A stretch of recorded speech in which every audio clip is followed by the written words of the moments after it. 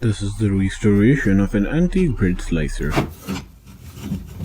As you can see, its blade isn't sharp enough to slice the bread. The process begins by spraying some alcohol on the rusty screws.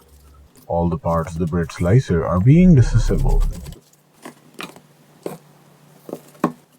If you have an antique bread slicer, then do follow these steps with us.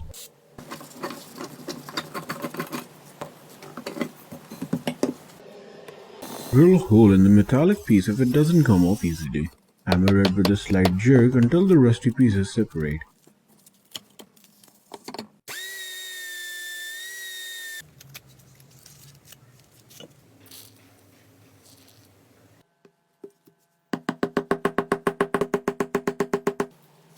After all the parts have been separated, it's time to treat them individually.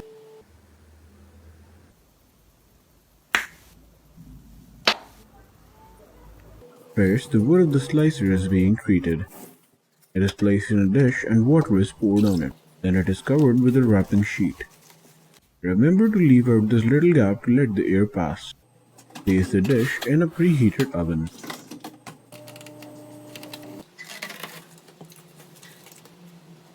The heated wood is placed between two larger wooden pieces. Then it is held with a clamp for some time.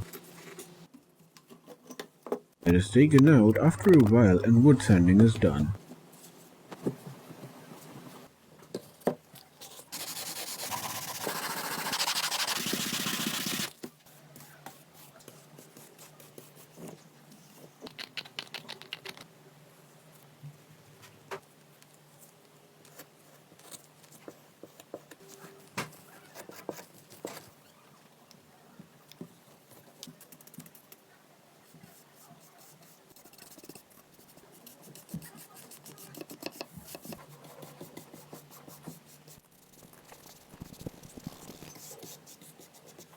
Time to move on to the next piece.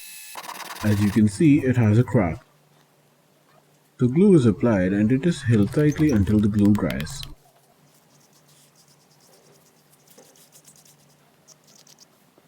The next step is sandblasting the metallic pieces. Sandblasting is the process of removing contaminants from a surface. It is used for both purposes, to smoothen a rough surface or to roughen a smooth surface. Time to work on the blade. The blade has to be sharpened as well as polished.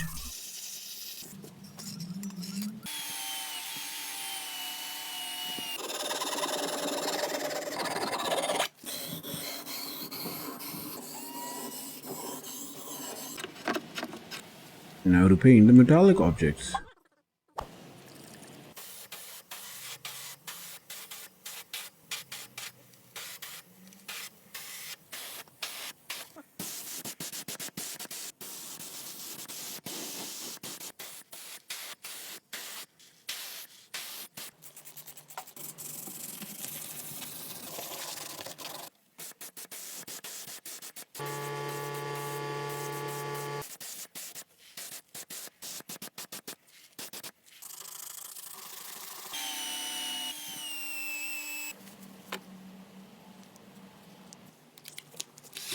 Place the metallic piece on the wood and drill a hole in it.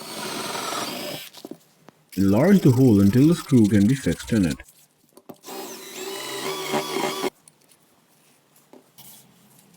Cut the length of the screw as required and fix it like this.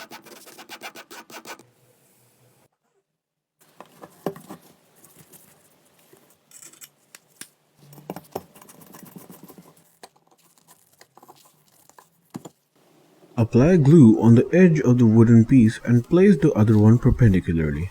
Hold it with a clamp and add screw to secure the structure.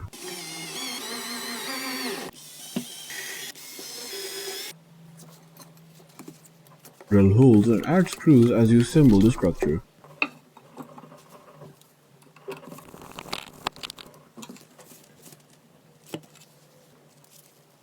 The antique bread slicer is ready and we hope you like the restoration process.